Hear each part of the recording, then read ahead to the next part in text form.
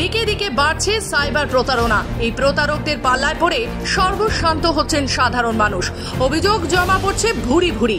বিধাননগর কমিশনারের অন্তর্গত cyber crime থানায় তদন্তে নেমে উদ্ধার হলো 2,05 লক্ষ টাকা।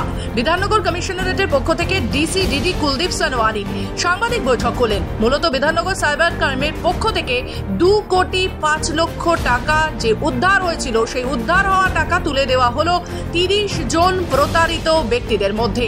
এই সমস্ত টাকা সাইবার ক্রাইম পুলিশের পক্ষ থেকে উদ্ধার করা হয়েছে। বিভিন্ন জায়গার মানুষদের অর্থাৎ বাগুইআটি, সল্ট লেকে যারা বসবাস করেন, যারা প্রতারিত হয়েছেন, তাদের হাতে এই টাকা তুলে দেওয়া হয় সাইবার ক্রাইম পুলিশের পক্ষ থেকে। আমি একটা আইআরসিটিসি থেকে ব্যাঙ্গালোরের একটা টিকিট কেটেছিলাম 2AC। তো তারপরে আমার শিডিউল চেঞ্জ হয়, টিকিটটা রিফান্ড করার জন্য আমি চেষ্টা করছিলাম। তো আইআরসিটিসি 2-3বার ফোন করে ধরতে পারিনি। একদিন ধরলো, বললো যে আমরা তো টিকিট রিফান্ড করি না, আপনাকে ডাইরেক্ট কাউন্টারে গিয়ে করতে হবে, আমরা এইভাবে করি না। অ্যাকচুয়ালি আমার একটা ইম্পর্টেন্ট ইনস্ট্রুমেন্ট যেটা রুট ক্যানেল করি, সেটা খারাপ হয়ে গেছে। ভেরি ইম্পর্টেন্ট, বিদেশি ইনস্ট্রুমেন্ট, আমেরিকান। তো এখানে রিপেয়ার হয় না, ওটা গুরগাঁওতে পাঠাতে হয়। আমি পাঠিয়েছিলাম, তো অনেক দেরি হচ্ছিল। তো একদিন আমি ভাবলাম এত দেরি হচ্ছে, আমার পেশেন্টদের খুব অসুবিধা। তো ওরা বলে একটা নম্বর দেয়, আমি বার করি ফোন থেকে, যে ওই নম্বরটাতে আমি ফোন করি। ফোন করে ওই নম্বরটা থেকে বলে ঠিক আছে, এটা আপনার হয়ে যাবে, আপনাকে 1 টাকা দিতে হবে, আপনি লাইনটা একটু ধরে রাখুন।